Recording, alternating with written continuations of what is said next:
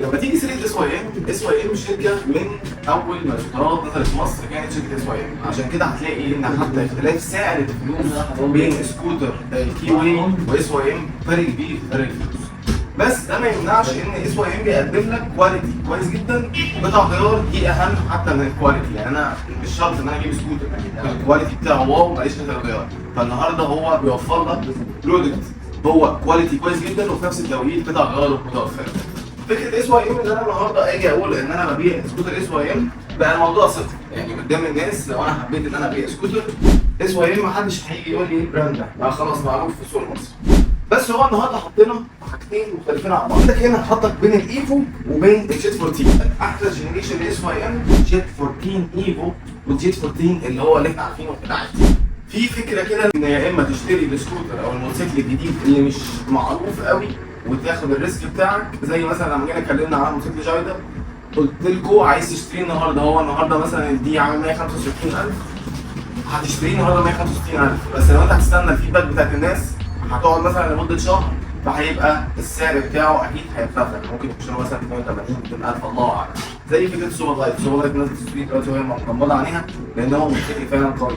بالنسبه الايفو في الاضاءات في الكامل LED، بالنسبه لهنا الاضاءات عاديه.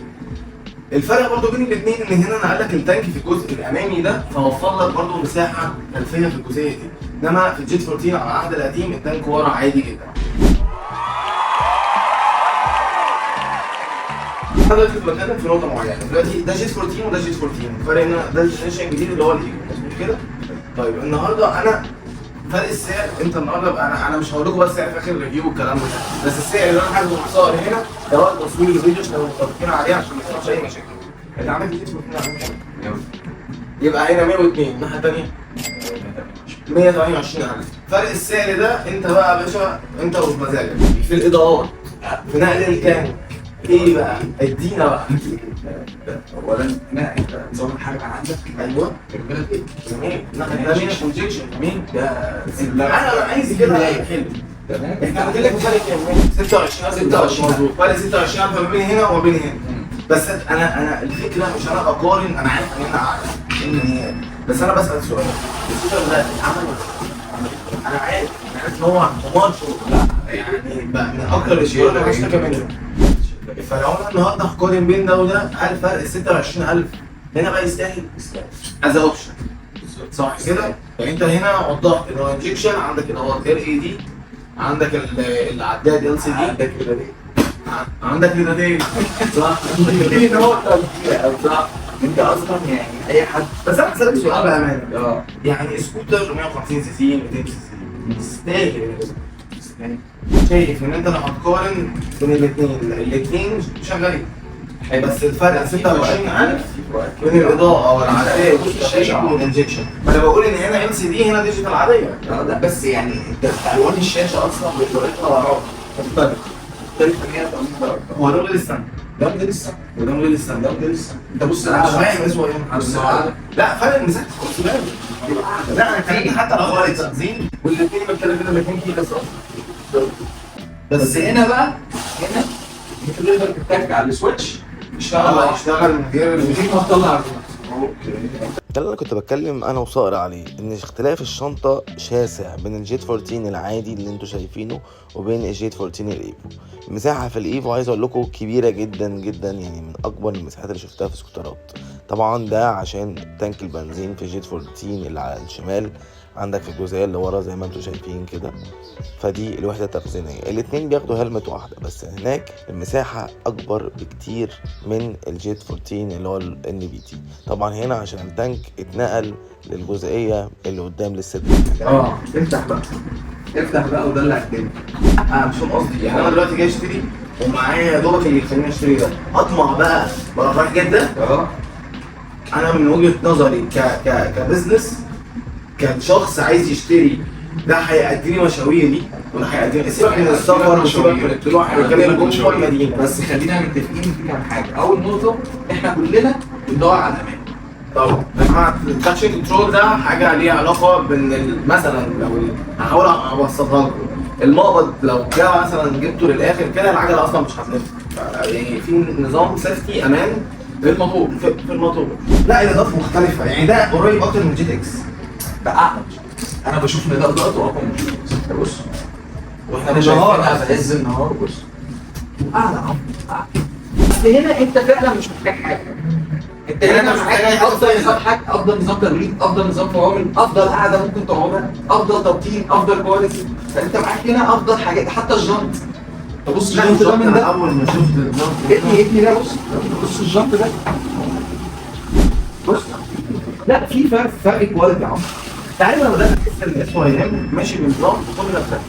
طبعا بتكلم بقى انا والله.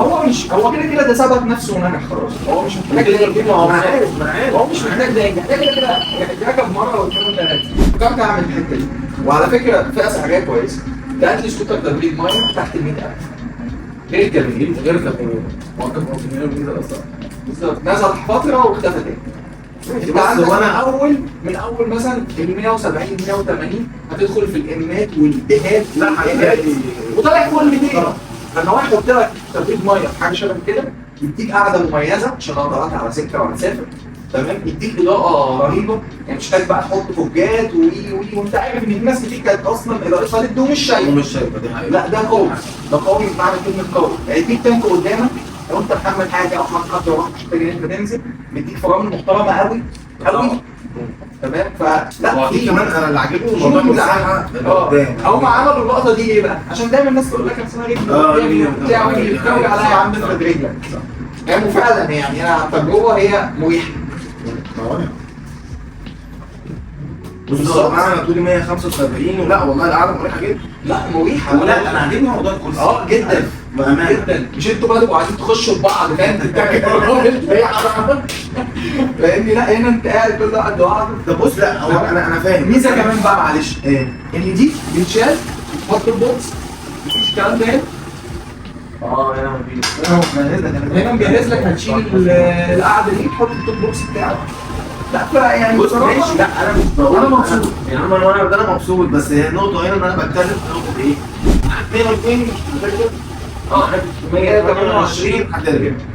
والفرق حتى هو يعني حتى لما حط كل الامتيازات دي الفرق مش كبير. ما هو الفرق لما انت السعر. بتتكلم حوالي عمره كام؟ 26,000 مش 26000 تراكشن كنترول انجكشن تبريد ميه الشاشه اتش دي.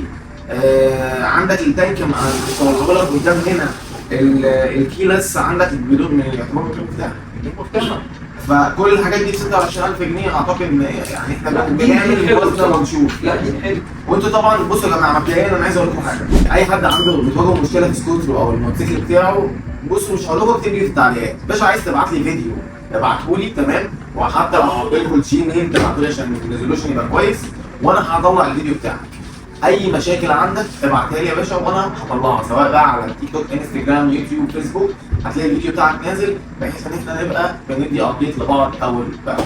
طيب يبقى احنا هنا معانا الجي 14 2 فيرجن الاثنين موديل 2024، بس ده الايفو.